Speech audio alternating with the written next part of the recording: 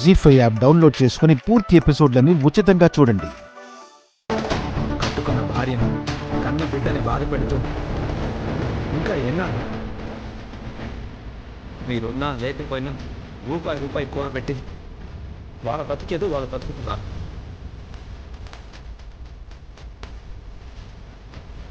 అలాంటిది 20 లక్షల రూపాయలు తీసుకెళ్ళి మనకెవరికో ఇవ్వాలి అనుకున్నారంటే మిమ్మల్ని ఏమనాలి?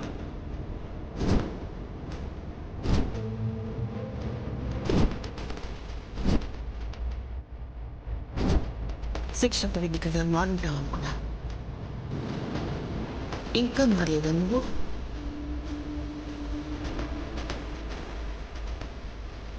ఇలాంటి తప్పులు చేయడం ఆయనకు అలవాటే కదా. కట్టుకున్న భార్యని కాదని ఆ రోజు మాధురితో పోయాడు, ఆ తర్వాత జైలుకు పోయాడు.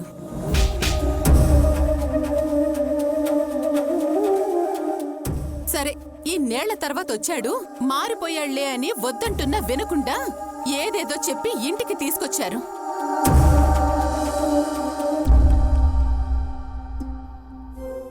మారుడు ఈయనెందుకు మారతాడు?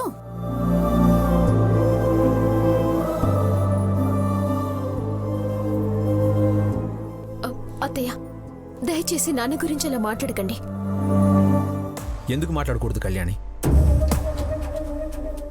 20 లక్షల రూపాయలు డబ్బులు తీసుకెళ్ళి ఎవరికో ఇవ్వాలి అనుకున్నారంటే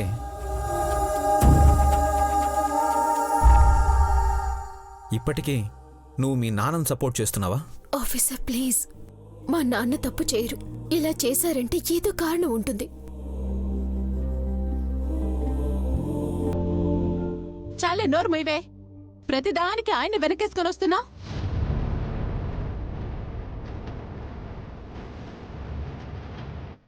అందరూ ఇలా మాట్లాడుతుంటే నోరు వైపేంట్రా?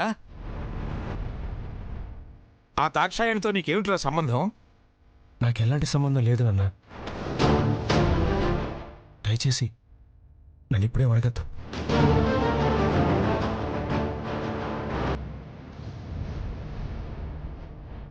అడగకుండా ఎలా ఉండమంటావు?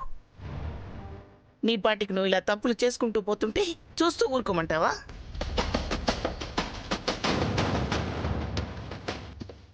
ఆయనకి ఇవేవైనా కొత్త అమ్మా?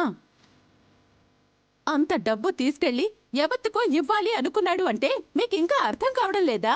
ఆ మనిషి మారలేదు అని.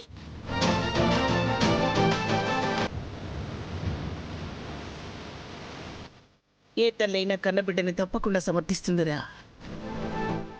కానీ నీ తప్పు నేను సమర్థించలేకపోతున్నాను. ఒకసారి తప్పు చేశావు. ఒక ఆడపిల్ల జీవితాన్ని నాశనం చేశావు.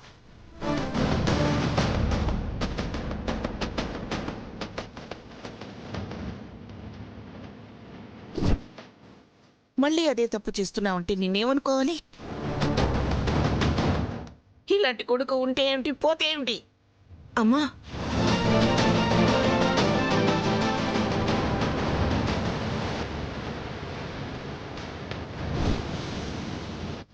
దయచేసి ఆయన్నే అనకండి.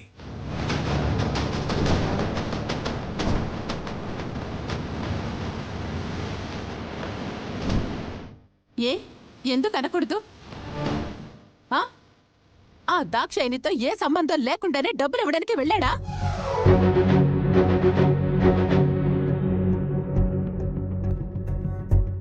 తప్పు చేసింది ఆయన కాదు, నేను.